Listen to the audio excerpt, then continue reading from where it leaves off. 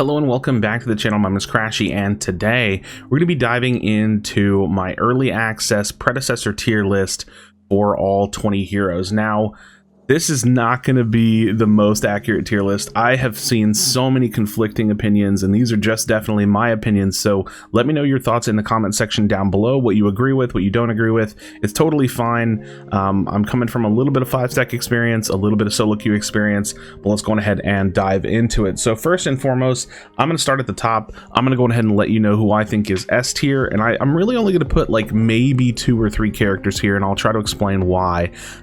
First and foremost, I'm going to put Grux in S tier. I think Grux as an offlaner, as a jungler, is absolutely insane. This hero starts off crazy strong, has a really kind of like easy kit and a really powerful kit, and just gets to the point where you just like kind of can't beat this thing in a fight. Grux is insane. He's like probably the character that I look at, the hero that I look at in this game and think like, wow, that could probably get tuned down a little bit.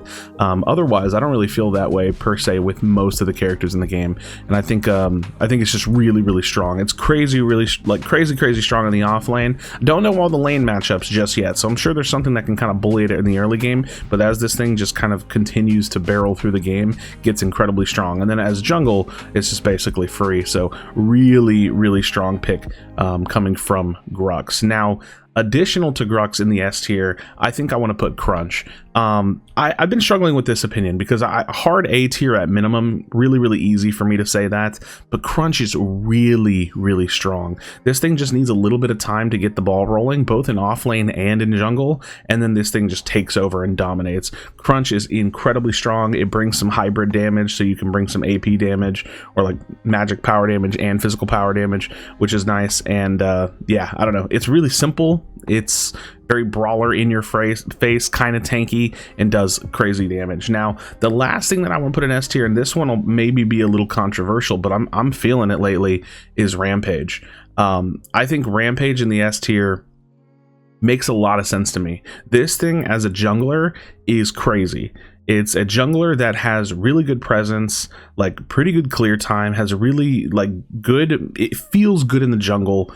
And then team fight wise, this thing's an animal. Like, it just gets so crazy strong, so big, like physically literally big, can take a bunch of damage, can deal out some pretty good damage, positions really well, has good mobility. Like, I just feel like Rampage does a little bit of everything. I think it's probably in my mind, maybe the best jungler in the game, especially for coordinated team play. Now, you're not going to hard carry solo queue with this thing per se like you could with some other junglers, but I think that this thing is actually just incredibly strong, like very strong, and I have a hard time not wanting to put it in S tier. It's leaning high A tier, like the highest of A tier, but that's what I'm thinking for now.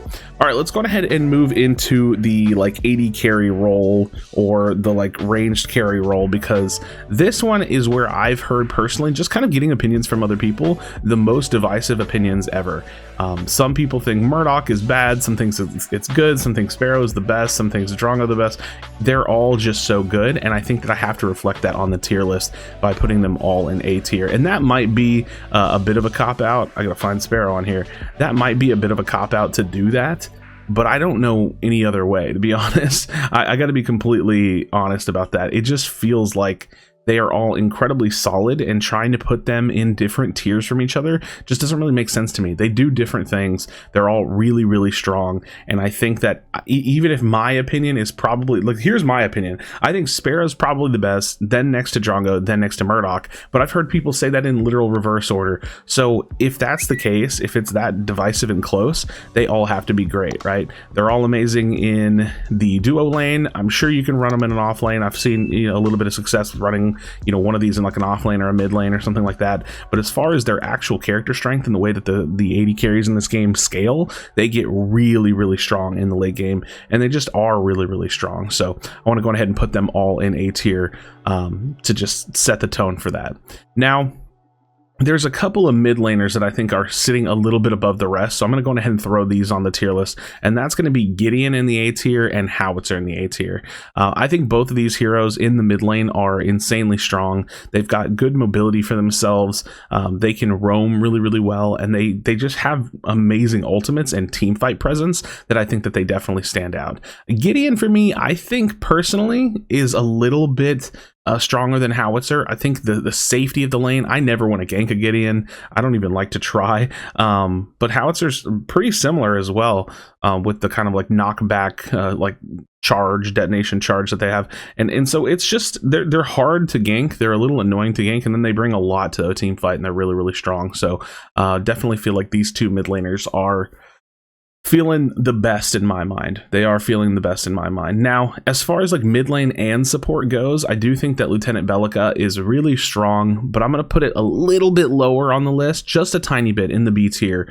I think Bellica brings a lot to the table, both as a mid laner, really damaging, but doesn't quite have the same mobility. It doesn't really feel like it has like the same impact on a team fight, although it can be incredibly strong. And as support, really, really annoying, and definitely has that kind of like disruptive kind of damage feeling support feel, but Bellica just a little bit, barely a little bit weaker in my mind as far as its usage in the mid lane, and then a little bit of support as well. Let's go ahead and talk a little bit about supports. I think Decker is incredibly strong. Decker brings so much CC to the table, a stun and a cage. It just very, very strong. Decker's presence in the lane and in team fights can be absolutely frustrating, as well as Richter's. Now, Richter is another character that I really was close to putting in S tier. This thing can pretty much play any position on the map. You can offlane it, although I don't think it's super strong in offlane. You can jungle it. I don't think it's super strong in jungle. It's primarily a support to me, for sure. And I think that it does an amazing job at having a presence in the lane. It might be the best support in the game next to Decker in my mind. It's really, really up there, as well as another support that I'm going to go ahead and throw up there now, which is Narbash. I think Narbash is crazy. Not necessarily the best support in the actual laning phase per se, but you bring the most sustained heals in the game. You have a decent lane just because of that fact. It becomes hard to trade with this lane. And then Narbash in actual team fights is very, very strong in my opinion. It brings a lot of CC presence, body blocking to the table. Narbash feels really, really good to me. So those are the three supports that I really want to shove into the A tier that I think can perform very, very well. Muriel, however, to me, I don't know. My opinion of this hero has fallen quite a bit. I had a friend, Feppy, that was playing a ton of Muriel and was really performing well, and so my opinion was really, really high. But as Feppy explored more and more supports, and as we played more and more, my opinion of the character has fallen quite a bit. I don't think it's useless. I don't think it's bad, but I definitely don't think it's holding a flame to a lot of these other heroes.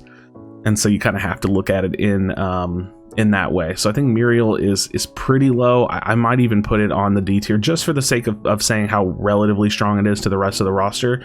It's not bad, and so D tier doesn't mean bad. It just means weaker compared to the rest of the roster. All right, speaking of weaker compared to the rest of the roster, I think that Feng Mao is a little underwhelming to me. I know that I've had huge pop-off games with this character. I've had great jungle performances. I've played it in the offlane. I got dominated by it in the offlane, but ultimately you kind of look at Feng Mao and I think, like, what does it bring to the table? Why would I necessarily want to play this character over another character? And I don't really have good answers for that. So in a pick ban setting, maybe, but in the current state of the game where it's a blind pick, I just don't really see a reason to pick it, although it's fun and it definitely can get work done. So I'm not here to be too harsh on it, but it doesn't quite get the job done for me personally. Speaking of another character that doesn't get the job done for me is Gadget. I think Gadget has a really strong laning phase, and then that's about it. It can be annoying, it can poke, but I almost never feel this hero's presence in team fights. I think that Gadget is pretty low tier in my mind, and I would love to hear some opinions on that from Gadget players, because I don't actually play Gadget. This is just from my experience, talking with other mid laners or playing the game myself, but not super impressed with Gadget. Someone I am really impressed with is Sevarog. I think Sevarog in the offlane specifically can be very, very strong if you're a good Sevarog. It feels like Sevarog doesn't have the best lane matchups in the world, but it's because you're just sitting there building your strength, getting your stacks, getting really tanky, and then eventually when a good offlaner can take advantage of Sevarog and get out of that offlane, you have a really strong hero that can enter some team fights. So Sevarog, really crazy. I definitely think that that's true. Now this is where some hot takes are going to jump in for sure, and I have to explain. I have to explain. I think that Chimera is B tier. Now, I know people are going to say that's crazy, minimum A tier, and I kind of agree with you, except for the fact that I don't think a lot of people are counter building this hero. I don't think a lot of people are playing around this hero particularly correctly. This character can kind of get shut down, and even though he's really, really easy to stomp games with and has really, really great early presence and it's very self-sustaining, I think that a lot of the player base is not necessarily building tainted builds to kind of shut down its healing. They're not really like dealing with the Chimera especially well. So it would be really, really easy for me to throw Chimera in the A tier. I don't want to overstack the A tier, and most of the junglers that I'm really impressed with are already sitting in S tier anyways. And so relatively speaking, I think that it's just kind of like a really strong B tier, low A tier pick, and I don't really want to stack the A tier. And I'm actually going to do the same with Kallari. I think that Kallari is stronger than Chimera. I think I might put Kallari in A tier. The thing is I think people are also maybe not, you know, playing against the Kallari as well as they could, because people are not warding in the right spots. They're not warding differently in order to, you know, support their own lane, like maybe warding in the middle of the lane or behind their lane to stop the Kallari stealth gank. And ultimately, I think that Kallari is very, very strong and can dominate games, but maybe in a coordinated setting, it wouldn't be quite that easy. All right, let's talk about Faye. I think that Faye is strong, but it doesn't feel like it can really get as much done as Howitzer and Gideon for me personally.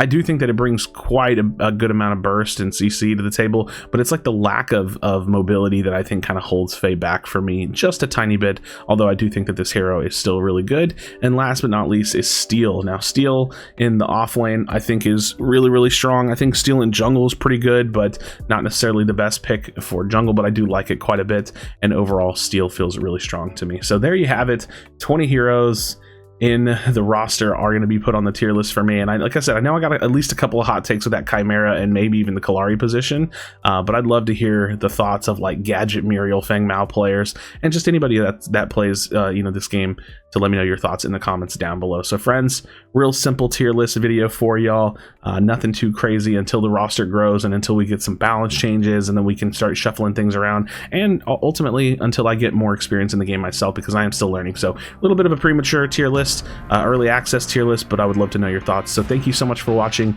Drop a like on this video, subscribe for future Predecessor content. As always, be sure to be kind to one another, tell someone you love them, and I'll see you on the next video.